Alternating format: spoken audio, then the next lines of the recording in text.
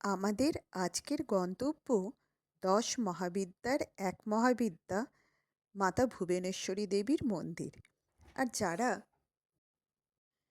দিল্লি আর গুড়গাঁওয়ে থাকো তাদের জন্য এই জায়গাটা স্বপ্নের জায়গার থেকে কোনো অংশে কম নয়, কারণ জঙ্গল আর পাহাড়ের মধ্যখানে এই মন্দিরটা।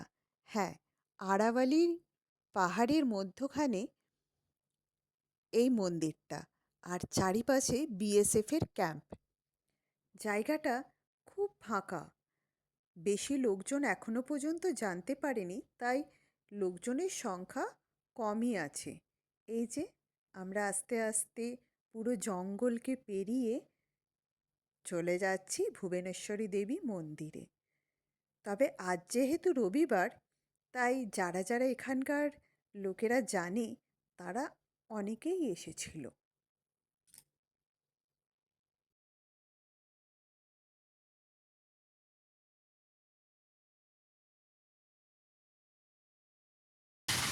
এটা হচ্ছে ভুবনেশ্বরী দেবী মন্দির, গুড়গাঁয়ের একটা হিডেন প্লেস। পুরো জঙ্গল এরিয়ার মধ্যে আছে। এটা দারুণ জায়গা, গুড়গাঁয়ের একটা হিডেন প্লেস, খুবই সুন্দর। এখানেও পার্কিং আছে তো। মন্দির খুলে এখানে সকাল 8:30 থেকে রাত্রি 8টা। ভিতরেও পুরো পার্কিংয়ের জায়গা আছে।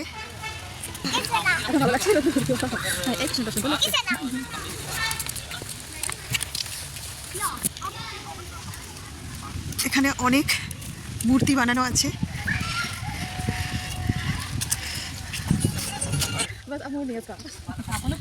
আমার মেয়েকে দেখো, কুকুরের ছবি তুলছে।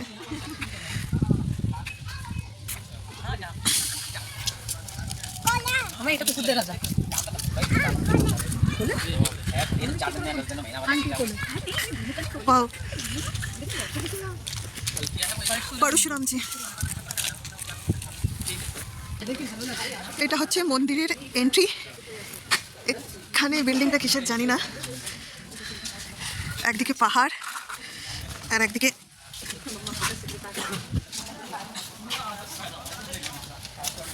এটা হচ্ছে গোশালা। এটা কাউ দেখো, এটা এটা গোশালা। এই কাউটাকে দেখো, সবকটা একটু বান্ধা নয় বলে রে, বান্ধা না, কয়েকটা খোলা আছে। ওই দেখো কাউ,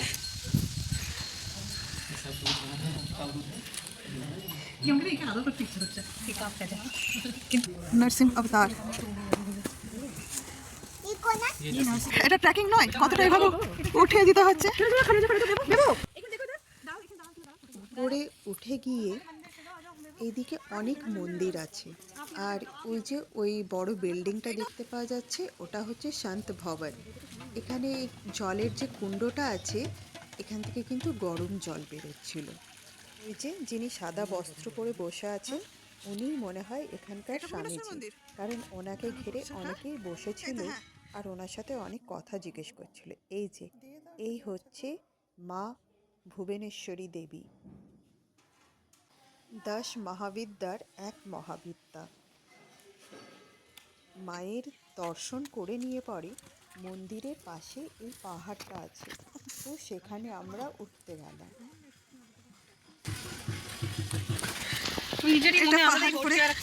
হ্যাঁ,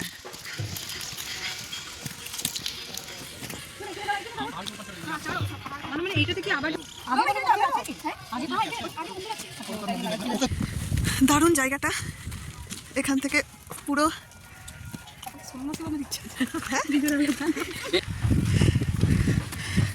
বড় গাছ না কোথায়?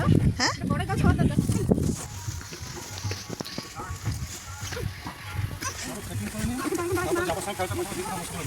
হ্যাঁ, দিছো টাকা। হ্যাঁ হ্যাঁ,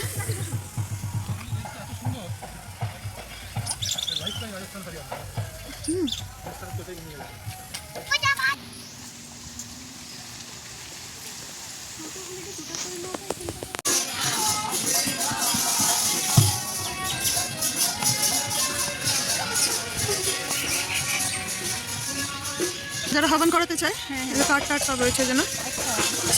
মনোকামনা থাকে তাদের। হ্যাঁ, কেউ থাকে। এখানে একটা মন্দির আছে, খুব সুন্দর।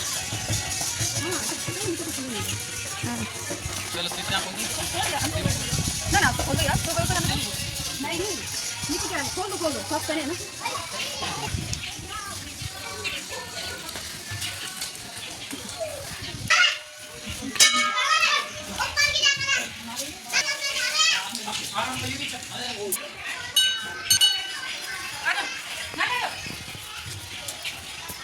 এটা দুটো ময়ূর।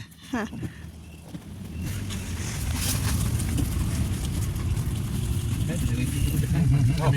এই তো সব পিকনিক করছে তো। এখানে আমরা পিকনিক করবো।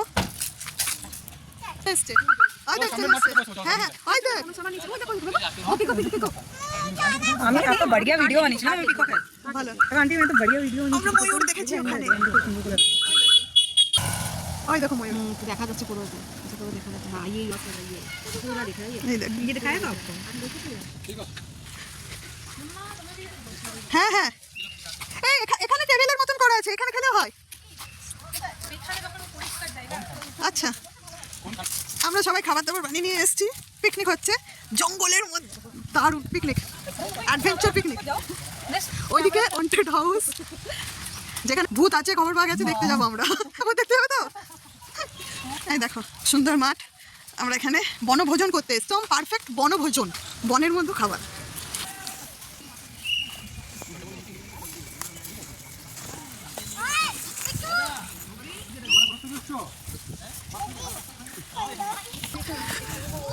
ওইখানেও একটা মন্দির আছে, ওইদিকে একটা মন্দির আছে, ওই মন্দিরটাতে যাব। আর এই যে দেখো আরেকটা বাঙালি পার্টি এসছে সব পিকনিক করতে, দারুণ জায়গাটা। ওইদিকে পাহাড়, আমাদেরও সব ব্যবস্থা হচ্ছে। ওটা পাহাড়, হ্যাঁ তখনটা আমাকে এটাতে করে ঢেলে নিয়ে নে, সব করে এটা ইয়েতে নিয়ে নে। চা দোনো সবাই আর গোটা ফটো নাও চা দোনো সস লেগে একটা সস নিকালো সস নিকালো ये मिर्ची लग रही होगी मैं आपके लिए ये लेके आई और ये सैंडविच वाला ये पकौड़ी मत पकौड़ी में ना मिर्ची है नमक डाल के इसमें तो वो पकौड़ा से डालो ना बिना नमक डालो हाँ वो थोड़ा नमक दे देंगे वाले वाला था अब बहुत तेज है लेकिन देखिए दादा খাওয়া দাওয়া শেষ করে আমরা চলে গেছিলাম জঙ্গলের আরও ভিতর দিকে। জায়গাটা দারুণ ছিল, একসাথে এত পায়রা আমি জীবনে কোনো দিনও দেখিনি। মনে হচ্ছে প্রায় 500 থেকে 1000 পায়রা একসাথে বসছে, উড়ে যাচ্ছে, সব জঙ্গলি পায়রা। দেখতে এতটাই সুন্দর লাগছিল যে কিছু বলার নেই। তো ওখানে গিয়ে যা হয় কিছু ফটো তোলা, ভিডিও বানানো, ওইসব সব কিছু করে নিলাম। হ্যাঁ জায়গাটা এতটাই সুন্দর যে কিছু বলার নেই। যারা একটু শান্তশিষ্ট নির্জন জায়গা ভালোবাসে তাদের জন্য তো মানে একদম স্বপ্নের জায়গা। এখান থেকে আসতে আমার একদমই মন করছিল না, কিন্তু ভীষণ ফাঁকা, লোকজন বেশি নাই, তাই তাড়াতাড়ি চলে আসতে হলো আমাদেরকে।